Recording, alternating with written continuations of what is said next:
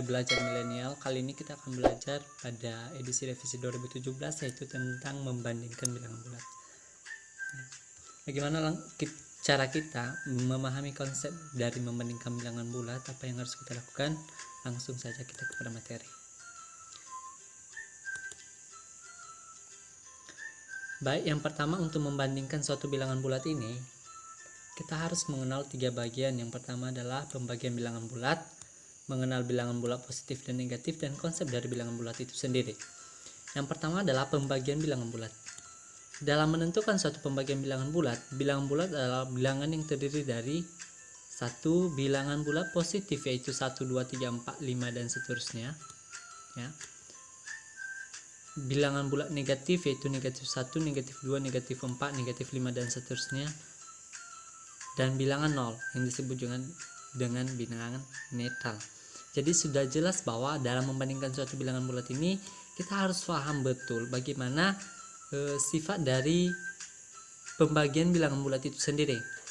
Yang paling penting di sini adalah kita mengingat bahwa bilangan bulat secara positif itu nilainya 1, 2, 3, 4, 5, dan negatif itu nilainya negatif 1, negatif 2, negatif 3, negatif 4, negatif 5, dan bilangan 0 itu adalah netral, tidak memihak kepada bilangan bulat negatif dan positif. Kemudian lanjut.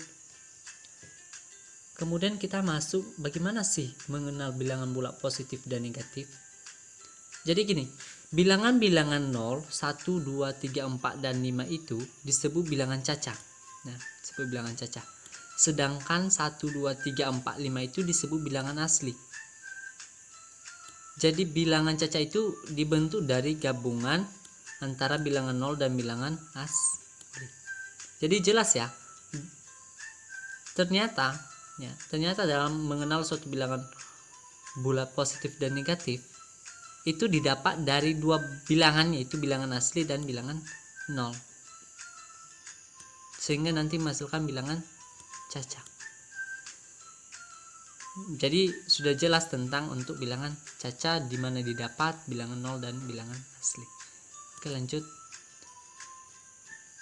Yang paling penting dalam membandingkan suatu bilangan bulat adalah konsep. Ketika kita sudah memahami konsep, ketika kita sudah paham tentang ini, maka kita dapat menjabarkan, nanti dapat melakukan suatu operasi terhadap suatu bilangan bulat itu sendiri nantinya. Yang pertama adalah konsep pertama itu untuk bilangan positif, ya.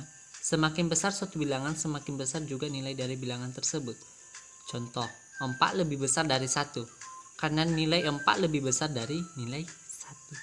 Jadi jelas bahwa kalau bilangan positif itu dia semakin ke kanan, arahnya semakin ke kanan, ya, berarti nilainya akan semakin besar. Antara 1 dan 4 yang paling besar adalah 4. Antara 10 dengan 15 yang paling besar adalah 15, dan begitu seterusnya. Itu untuk konsep yang pertama. Kemudian masuk untuk konsep yang kedua. Konsep kedua ini adalah berbicara tentang bilangan bulat negatif. Semakin besar suatu bilangan, semakin kecil nilai dari bilangan tersebut. Contoh, negatif 1 lebih besar dari negatif 4, meskipun angka negatif 4 lebih besar daripada negatif 1. Namun nilainya berbeda, justru negatif 1 lebih besar daripada negatif 4, ya. Jadi jelas, kalau tadi dia konsep pertama pada bilangan positif, semakin besar suatu nilai angka maka dia akan semakin besar. Nilainya akan semakin besar. Berbeda dengan negatif. Dia semakin ke kiri, ya, nilainya akan semakin besar ke kiri. Dia bentuknya negatif, maka nilainya akan semakin kecil. Antara 4, ya, antara 4 negatif 4 dengan negatif 1, ya, gimana yang lebih besar? Pasti negatif 1. Karena nilainya itu semakin kecil.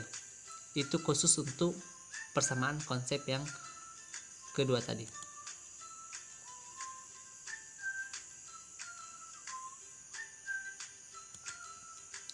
Kemudian konsep yang ketiga itu adalah untuk gabungan bilangan positif dan bilangan negatif cukup mudah, karena dari segi sifat bilangan positif selalu lebih besar dibandingkan bilangan negatif berapapun angkanya.